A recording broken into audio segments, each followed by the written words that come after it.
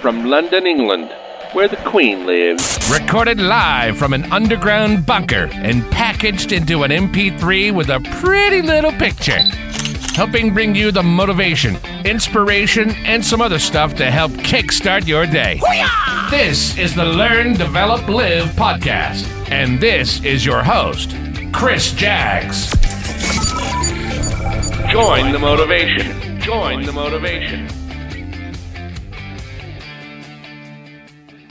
And just like that, it's Friday and almost the weekend. Welcome to the Friday episode of the Learn, Develop, Live podcast, Something for the Weekend, recorded live in a secret underground bunker somewhere on the outskirts of Hertfordshire. I am your host, Chris Jaggs, and thanks for coming along to the party. Whoop, whoop. So how's your week been? Have you been chasing that dream of yours? Have you made any progress towards your promised land? If you have, I would take my hat off to you if I was wearing one, but let's just imagine that I am, and off it goes. Well done. Remember, any progress is progress, even if you're just taking the first step. It's one step closer to the dream.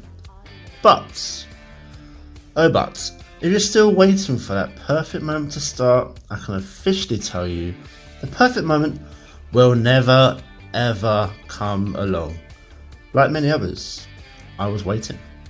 I had everything to go and kept waiting for that perfect moment to launch Learn, Develop, Live, and the wait continued until boom, just launched it.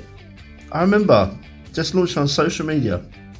The podcast wasn't even thought about at the time, and it was a slow climb. Social media following grew and grew, content went out, sometimes incredibly slow, and then here's a lesson for you. This is how you learn about how social media really works.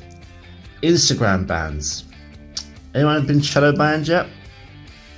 Using the same hashtags for each post because the algorithm thinks you're spamming. But these hashtags are all relevant. They're all relevant to motivation and inspiration, and then, followers and following and unfollowing. You gain 20 or 30 people one day, and then a different 20 or 30 people unfollow you the next day. So I learned, as much as it's nice to have a lot of Instagram followers, for example, if the numbers disappear, don't worry about it. As I've said before, it's all stuff that you will learn on your journey. And for something that I was always checking a few times a day, I've got a new follower. I've lost 5 followers. I might check it once every few days maybe. It's all part of growing up. Now, I have an incredible motivational moment for you today. A talk from the great Dwayne Johnson, who I idolised as The Rock in his WWE days. The character he played, the WWE Attitude Era, it was definitely the best, wasn't it? For anyone that was watching wrestling back in the day, The Rock, Stone Cold, Steve Austin, Triple H, the era. But anyway, I'll stop talking and let's play this for you. Sometimes you might need a pick-me-up, a push in the right direction, some words that put you back on track. This is the motivational moment.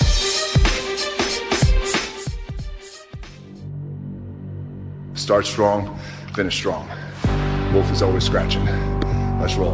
Up at 3:45 a.m., cardio by 4:45 a.m., hitting the iron by 6:15 a.m., in my pickup truck by 7:15 a.m., heading to work, ready to get after it, ready to shoot. There's no substitute for hard work. I'm going to make something out of myself, but it's going to be so good, it's bad.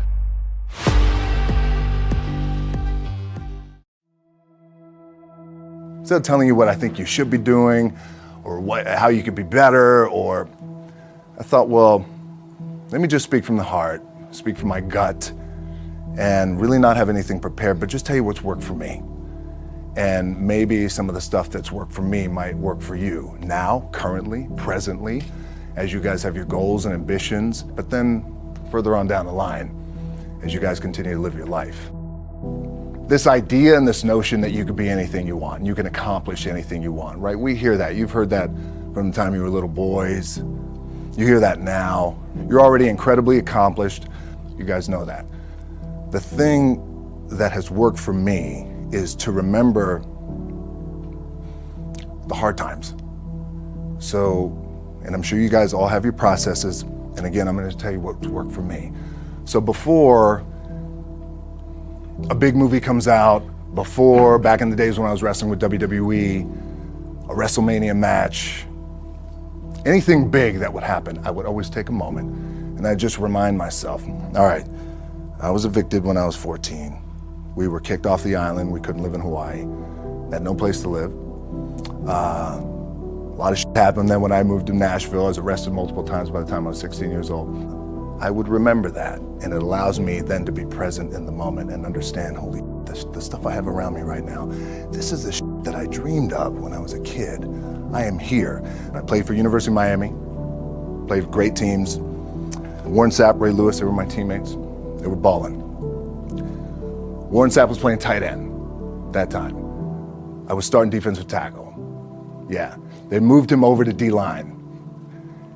And he looked at me, he's like, yo, dude, I'm gonna take your spot. And I said, you ain't taking my spot. He said, I'm gonna take your spot. I said, no, you ain't. We battled, and he took my spot. Now you can imagine how that with me, because there goes my opportunity. He went in, switched to defensive tackle, lit the world on fire. Well, what that did, it crushed me, it crushed my dreams. I had a piss poor senior year, zero production, no NFL, no combine invite, nothing. Finally went to the CFL, Calgary Stampeders, making $250 a week Canadian. Now I had to send that home to my wife at that time. Had no money.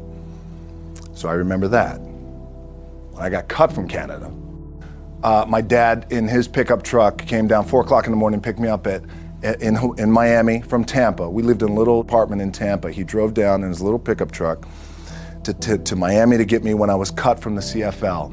And I thought, well, I leave home like you guys left home. I'm ready to tackle the world, to get after it, achieve my dreams and goals. Crushed by 22, 23 years old. Now I got to move back in with my mom and dad. I played on great teams though. Wait a second, this is not supposed to be my future.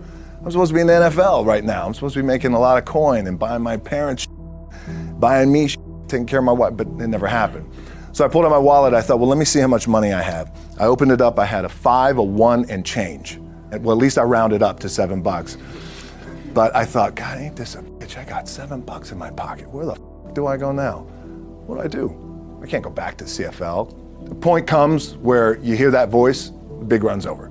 Like, you're done, right? So I heard that voice. So as Coach was saying, man, I hold on to that. I'm telling you, my back is up against this mother. We laugh, we joke, we have a good time, but my back is still up against this mother. I do not forget it. What this also helps me do, and again, it works for me, is at some point, you gotta be tired of not being number one.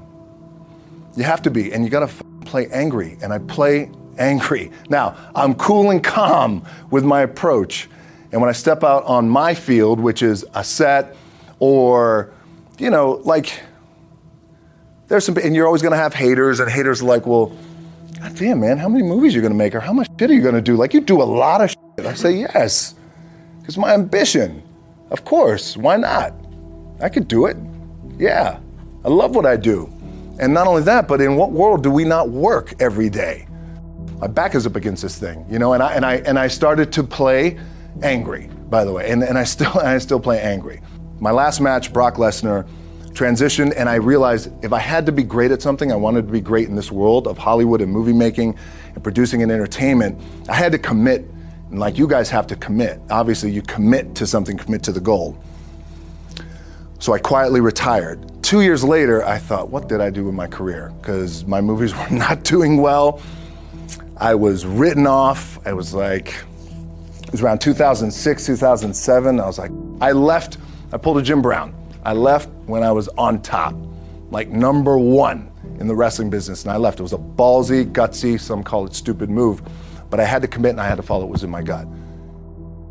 What helps me is to keep the hard times in the front of my mind because it allows me to go into these big moments that I've worked my ass off and you guys have worked your ass off. It allows me to go into these big moments with a different perspective. What it also does for me, and again, this is what works for me. Like, my back is up against this mother every day. It's against this fucking wall. But it's up against this mother because it's what I believe in. And when my back is against this mother, then there's nowhere to go. But that way. That's it. Doesn't mean you don't smile. Doesn't mean you don't laugh and joke, quote, right? You're happy, I'm a happy guy. But when it comes to business and when it comes to executing, it's up against this. And I gotta go that way. And I don't give a fuck who is in front of me. They're not gonna stop me. The key for me was, where does it start? What's the anchor? What's the anchor? So I could have all these ambitions, and you guys have all these ambitions, which is great. It's important. I'll play this role, you'll play that role. I'll execute this thing, and it'll come out this summer. You guys will execute this thing during the summer, right, when it's time to really put in a lot more work. But the key with me is just always finding what the anchor is. And the anchor is getting up at 4 o'clock in the morning every day before anybody else and grounding my thought process is in the no one will outwork me. No one. I love and I respect you guys. Motherfucker won't outwork me. All starts with this. 2 hands, putting it to work. My last match in WWE, I'll share this with you guys too, is that, again, because there's a little bit of takeaway here from all this, is I wrestled John Cena, and I went in, I think it was 2013, I went in WWE champion, and we went in MetLife Stadium. We had a record-breaking attendance, which was amazing that night. We accomplished our goal. So I wrestled with John Cena. We had 45 minutes planned for the match. It's nonstop, go, right? So your conditioning is tested. And at that time, I wasn't full-time in WWE. I was just doing these spot matches where I was still shooting G.I. Joe, I think, or Pain and Gain at that time. It was Fast and Furious 6 in London. Had to travel in the ring, get all my ring work in, travel back to shoot Fast and Furious, then back, WWE Raw, doing those shows. The big build-up to WrestleMania against John. We get to MetLife Stadium. It's a big night. This is it. It's game night, right? It's championship night for me. 45-minute match planned out. There's no cut. There's no, all right, well, let's pick it back up tomorrow. You know, it's go time. It's just like you guys in a game. Learn, develop, Live. helping you do more than just survive another day. Learn, develop, live.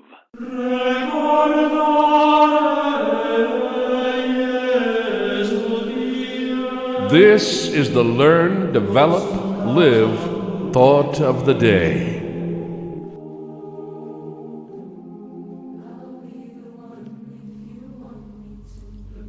If you're upset and feel the world is right against you, take a moment and think how difficult it is for a T-Rex to change its duvet cover. Is your problem really that bad? The Learn, Develop, Live podcast. So much cheaper than a trip to the Bahamas. Learn, Develop, Live, Mom. So that was just part of the talk. And you can find the full talk, which I highly recommend on YouTube. If you search Dwayne Johnson's speech, will leave you speechless. And the video is from Motivation Hub, and their channel has a ton of motivational videos on there. You might even find yourself spend the rest of your day there, just going from one video to the next. Remember, Dwayne Johnson had $7 in his pocket at one point, but he said he would make something out of his life. And his work ethic to this day continues to grow. So it shows exactly where he came from and where he is today. Similar to where you may be coming from, and who knows where you'll end up.